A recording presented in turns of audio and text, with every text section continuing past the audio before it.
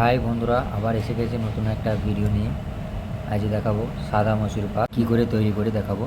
সাথে থাকো, সঙ্গে থাকো, দেখতে থাকো। ভালো লাগলে লাইক, শেয়ার, কমেন্ট করো। প্রথমে নেব চিনি 3.5 কেজি। তবে তোমরা কিন্তু লাইক, শেয়ার, কমেন্ট করো না। তারপর নেব বেসন, যেটা নাইসটা নয়, একটু দানা দানা থাকবে হালকা, তাহলে খুব ভালো হয়।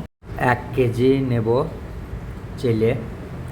তারপরে নেব ময়দা, নেব 100 গ্রাম, ওটাকেও হালকা চেনে নেব তাতে নোংরা থাকে।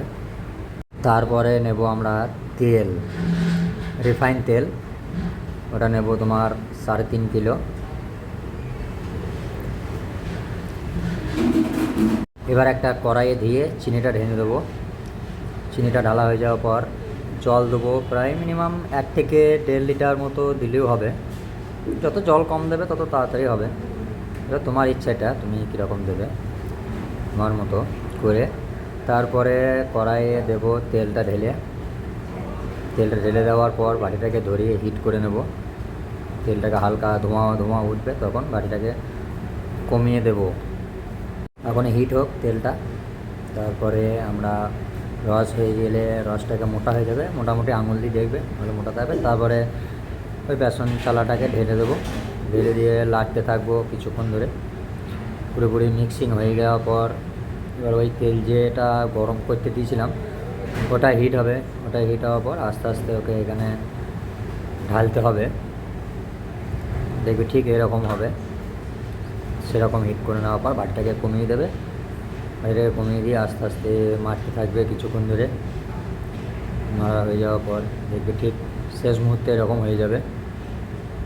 তোমরা হয়তো ভাববে যে এত ভিডিও এত লেট করে আসে, করবো, একটু কাজের চাপ থাকে তো সেই জন্যে ভিডিও একটু লেট হয়ে যায়। সপ্তাহে 2টো দিতে পারি কোনো রকমভাবে।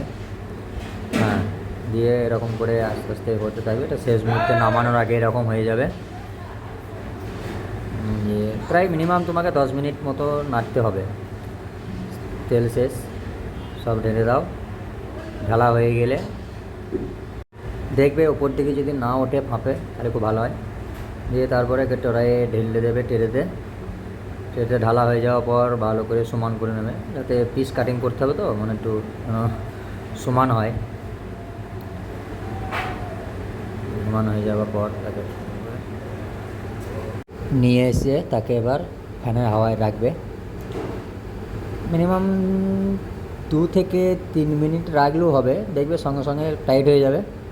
হালকা টাইট হয়ে গেলে তখন কাটিং করতে হবে চাকু দিয়ে, ঠিক এরকমভাবে। এবার তোমরা যদি হাতে কাটিং করতে পারো ভালো কথা, নাহলে স্কেল নিয়ে সোজাসুজি কাটলে পরে সাইজটা একই রকম হবে। স্কেল দিয়ে কাটলে কাটা হয়ে গেলে এবার ঠান্ডা হয়ে যাবে, টাইট হয়ে যাবে।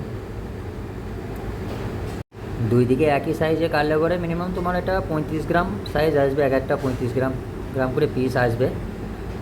কাটা হয়ে যাওয়ার পর তাকে এবার উল্টিয়ে দেবো। উল্টে দেওয়া হয়ে গেলে এটাকে তেলে থেকে বার করে নেব। বার করে নেওয়ার পর জাস্ট 1 থেকে 2 মিনিট রেখে দেবে, তাহলে একটু টাইট হয়ে যাবে। তবে সাবধানে, প্রচণ্ড গরম থাকে, হাতের ছেঁকা লেগে যেতে পারে, বুঝলে। আশা করি হাত পুড়বে না, মানে একটু গরম থাকে। এরকম করে সমান করে আস্তে আস্তে ধীরে ধীরে করতে হবে, কেননা তোমার হালকা নরম থাকে তো ভেঙে যাওয়ার চেষ্টা থাকে, যাতে না ভাঙে সেরকমভাবে এরকম করে দেখবে খুব সুন্দর হবে। যদি ভালো লাগে একটা লাইক অবশ্যই দেবে, ঠিক আছে। তারপরে এবার তোমাদের পছন্দ মতো ট্রেতে হোক, যাতে হোক, তোমরা একটা ভালো করে সাজিয়ে নেবে এটাকে, দেখতে ভালো লাগবে। ঠিক এরকম ভালো হয়ে গেল সাদা মসুর পাক। লাইক, শেয়ার, কমেন্ট করবে। তোমরা করো না, তবুও বলছি করো।